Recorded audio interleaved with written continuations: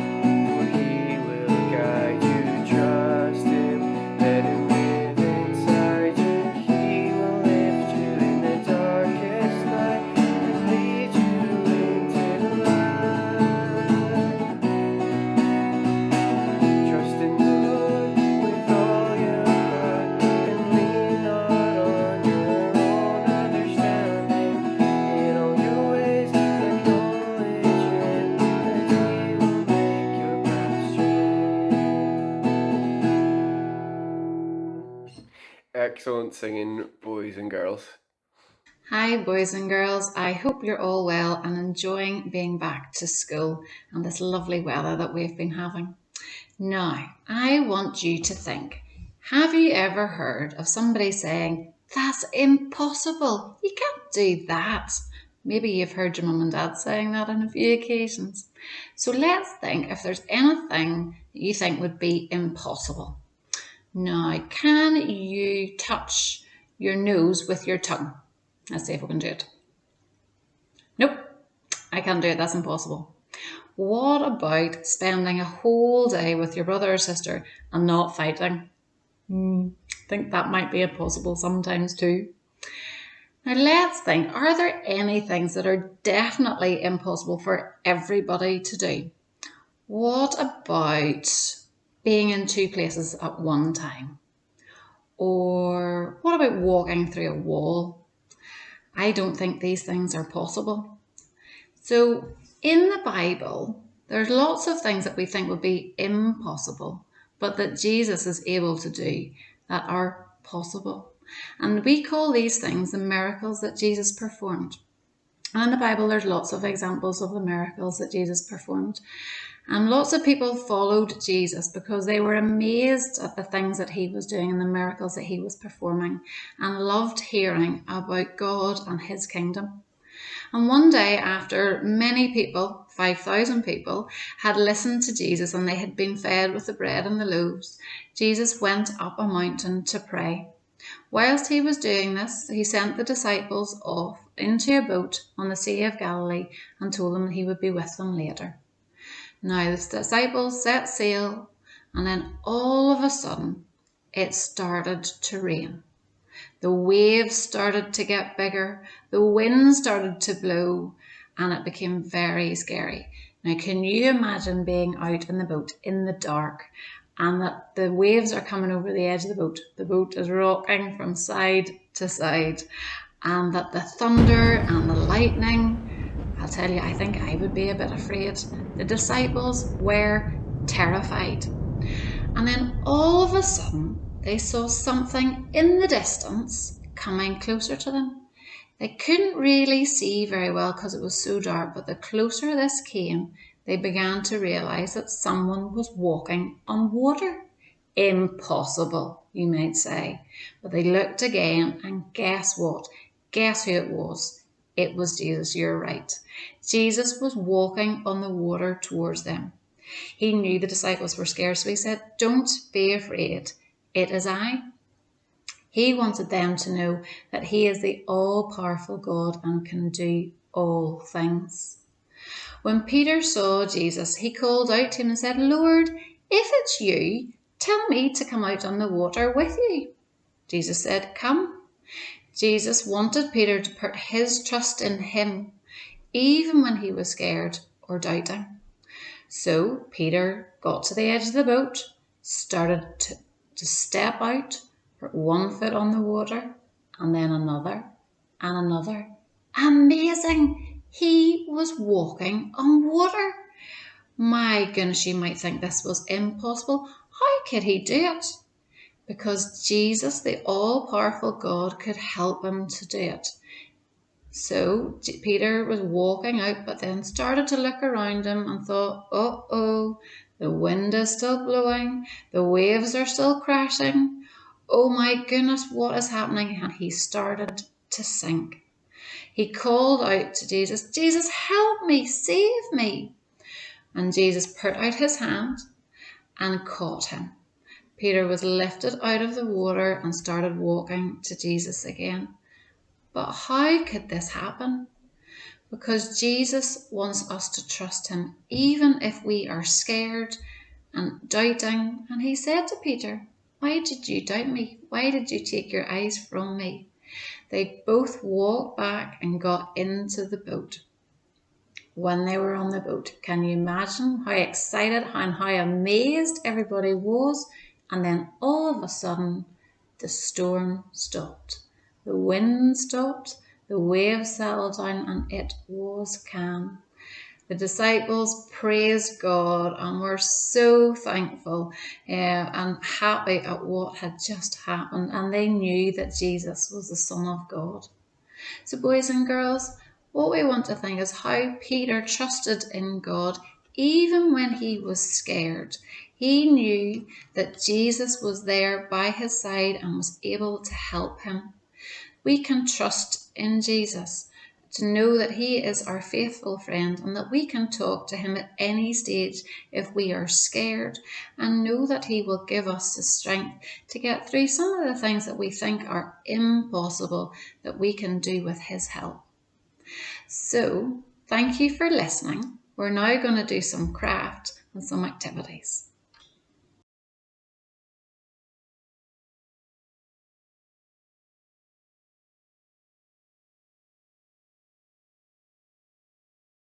So, after learning all about Jesus and Peter walking on the water, we have two activities that you can choose to do. So the first one is going to be a colouring picture with some cutting and sticking. So the link will be in the e-bulletin. So I have got one already done. So we'll have two pictures. We will have a picture of the sea and the waves. And the second picture, we have Jesus and Peter and the boat. So what you're going to do is you're going to colour in your pictures and then cut out the little men and the boat. Little men being Jesus and Peter. And then you're going to stick them onto either a lollipop stick. I didn't have any lollipop sticks, so I stuck it onto a straw. So then that we can use our little characters, boat, Peter and Jesus, and we can attach them to our picture. So I've coloured in my picture and I have got 3 cut out lines. Now you might need your mums or dads to help you with this, all right? So I've cut out a line at the top of the sea in 3 different places. And what's going to happen is you're going to pop your straw. Now let me think about this. Is I'm going to put my straw with my boat into one of them. And the other thing which I should have told you is I've got another little cut in my boat, because I am then going to put Peter into the boat. Let me do that. So there we go. So we have Peter in the boat to start off with. Now, next we have Jesus.